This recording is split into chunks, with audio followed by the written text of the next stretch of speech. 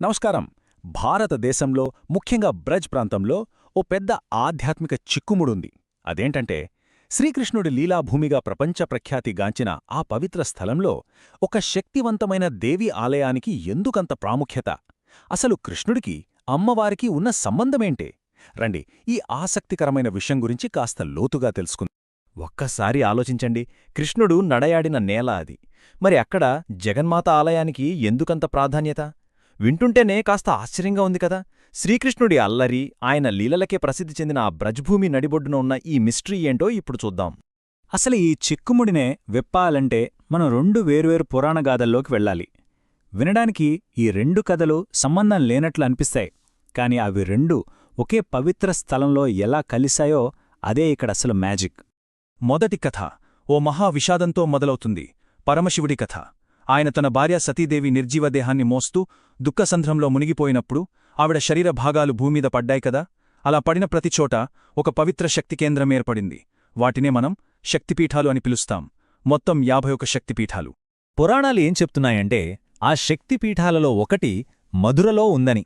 ఇక్కడే సతీదేవి కేశాలు అంటే వెంట్రుకల ముడిపడిందట. దీంతో ఈ ప్రదేశం జగన్మాత శక్తికి ఒక పర్మనెంట్ అడ్రస్లాగా మారిపోయింది. అయితే ప్రతి శక్తిపీఠానికి ఓ గార్డియన్ ఉంటారు. ఆయనే భైరవుడు. ఇక్కడ ఆరక్షకుడుగా ఉన్నది మరెవరో కాదు, స్వయంగా శివుడి ఉగ్రరూపమైన భూతేశ్వరుడే. సరే, ఇది మొదటి కథ. ఇక రెండో కథ విషయానికి వస్తే ఇది పూర్తిగా భిన్నం. ఇక్కడో పసికందున్నాడు. ఆయన ప్రాణాలకి పెను ప్రమాదం ముంచుకొచ్చింది. ఆ పసికందు మరెవరో కాదు, శ్రీకృష్ణుడు. ఆ ప్రమాదం ఎవరివల్లో తెలుసా? తన సొంత మేనమామ, ఆ క్రూర రాజు కంసుడినంచే. అక్కడే అసలు ట్విస్టుంది.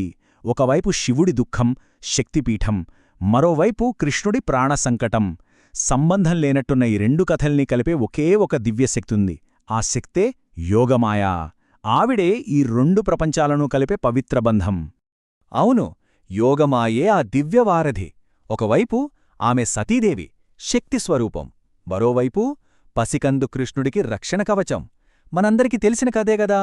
దేవకీ వసుదేవులకు కృష్ణుడు పుట్టగానే అదే సమయంలో యశోదానందులకు యోగమాయ పాపగా పుట్టింది. అప్పుడేం జరిగిందో తెలుసుగా. కృష్ణుడి ప్రాణాలు కాపాడటం కోసం ఆ ఇద్దరు పసిపిల్లల్ని మార్చేశారు. అదంతా యోగమాయాలీల. ఇక ఆ క్రూర కంసుడు కృష్ణుడనుకుని ఆ పసిపాపను చంపడానికి రాయికేసి కొట్టబోయాడు. అప్పుడు జరిగిందసలు అద్భుతం. ఆ పాప అతని చేతుల్లోంచి జారిపోయి ఆకాశంలో మెరుపులా తన నిజస్వరూపాన్ని చూపించి గర్జించింది. ఓరి మూఢుడా, నిన్ను చంపేవాడు ఇప్పటికే వేరే చోట పెరుగుతున్నాడు అని. చూశారా? ఆ ఒక్క క్షణంలోనే ఆ దేవత శక్తి కృష్ణుడి ప్రాణానికి అభయహస్తమిచ్చింది. వాళ్ళిద్దరి మధ్య బంధం అక్కడ మొదలైంది. సరే, పురాణాల్లో ఈ కథలకింత బలమైన పునాది ఉంది. మరి చరిత్రేం చెప్తోంది? శతాబ్దాలుగా ఈ పవిత్ర స్థలం ఇంత శక్తివంతమైన కేంద్రంగా ఎలా నిలిచిందో, దాని ప్రయాణం ఎలా సాగిందో ఓసారి చూద్దాం. చూడండి, దీని మూలాలు గుప్తుల కాలం నాటికే ఉన్నాయి.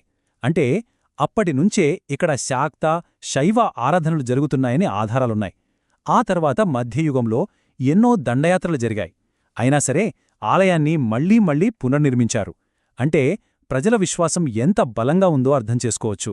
ఇక 18, 19వ శతాబ్దాల్లో మరాఠాలు, స్థానిక రాజులు దీనికి అండగా నిలిచారు.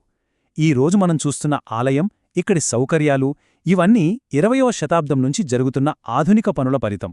అంటే ఎన్ని ఒడిదొడుకులెదురైనా ఈ విశ్వాసం సజీవంగానే ఉంది. సరే, పురాణం, చరిత్ర అంతా బానే ఉంది. కాని ఇప్పుడు ఈ రోజున ఆ ఆలయం ఎలా ఉంది, అక్కడి వాతావరణం ఎలా ఉంటుంది? ఆ సజీవ ఆలయంలోకి, అక్కడి ఆచారాలు, పండగల సందడిలోకి మనం కూడా ఓసారి అడుగుపెడదాం. ఆలయం క్యాలెండర్ చూస్తేనే మనకు ఆశ్చర్యం వేస్తుంది.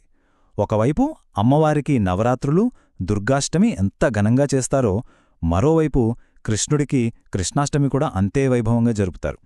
అంటే ఇక్కడ శాక్త, వైష్ణవ సంప్రదాయాలు రెండూ కలిసిపోయాయి. కార్తీక మాసంలో యమునా నదికి దీపాలు వదలడం, స్థానికంగా జరిగే జాతరలు, ఆ సందడి, ఇదంతా చూస్తే ఇక్కడ అమ్మవారి ఆరాధన, కృష్ణుడి భక్తి రెండూ ఎలా పెనవేసుకుపోయాయో మనకు స్పష్టంగా కనిపిస్తుంది. అందులోనూ ముఖ్యంగా నవరాత్రులప్పుడు ఆ భక్తి పారవస్యం తారాస్థాయికి చేరుకుంటుంది.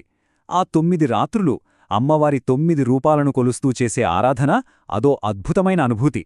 ఆలయంలోని శక్తి ఉపాసన ఆ సమయంలో శిఖరాగ్రానికి చేరుకుంటుందంటే అతిశయోక్తి కాదు. అందుకే అక్కడికి వెళ్లే యాత్రికులు కేవలం ఒక్క ఆలయాన్ని చూసిరారు, వాళ్లదొక సంపూర్ణ యాత్రలా ఉంటుంది. ఉదయాన్నే శక్తిపీఠంలో మంగళహారతితో వాళ్ల రోజు మొదలవుతుంది. అక్కడ్నించి ఆ శక్తిపీఠానికి రక్షకుడైన భూతేశ్వర్ మహాదేవాలయానికి, తర్వాత కృష్ణుడు పుట్టిన ప్రదేశానికి వెళ్తారు. మధ్యాహ్నం గోకులంలో కృష్ణుడు బాల్యలీలల్ని గుర్తుచేసుకుంటారు. సాయంత్రానికి విశ్రామ్ ఘాట్ దగ్గర యమునాహారతితో ఆ రోజును ముగిస్తారు. చూసారా, ఆ యాత్ర మొత్తం ఈ కథలన్నిటినీ కలుపుతూ సాగుతోంది. సో చివరిగా మనం ఒక విషయానికి వస్తున్నాం. ఈ ప్రదేశం కేవలం ఒక గుడి కాదు, ఇది అంతకు మించిన ఒక లోతైన ఆధ్యాత్మిక సత్యాన్ని మనకు చూపిస్తుంది. అసలు ఈ పవిత్ర సంగమం ఎందుకంత ముఖ్యమైనది? అదే బ్రజ్ యొక్క అద్భుతమైన ఆధ్యాత్మిక సామరస్యం. ఇక్కడ అమ్మవారి రక్షణ శక్తి, కృష్ణుడి చిలిపి లీలలు రెండూ వేర్వేరు కాదు, అవి ఒకదానికొకటి తోడు. ఆ తల్లి అండ చూసుకునే కదా కృష్ణుడి తన లీలలన్నీ ప్రదర్శించాడు అని భక్తులు బలంగా నమ్ముతారు. ఆవిడ శక్తి లేకుండా ఆయన లీలలేదు. స్థానికులు చెప్పే ఓ అందమైన మాటలో దీని సారాంశం మొత్తముందే. వాళ్లేమంటారంటే, ఇక్కడ కృష్ణుడి వేణుగానం, అమ్మవారి రక్షణ కవచం రెండూ ఒకే సంగీతంలా వినిపిస్తాయని. ఎంత గొప్పమాట కదా! అంటే కృష్ణుడి ప్రేమ, అమ్మవారి శక్తి వేర్వేరు కాదు, అవి ఒకే దివ్య చైతన్యానికున్న రెండు ముఖాలు. ఇదంతా విన్నాక మనకు ప్రశ్న తలెత్తుతుంది. వేల ఏళ్లనాటి సామరస్యం మన ఆధునిక ప్రపంచానికి ఏం నేర్పగలదు?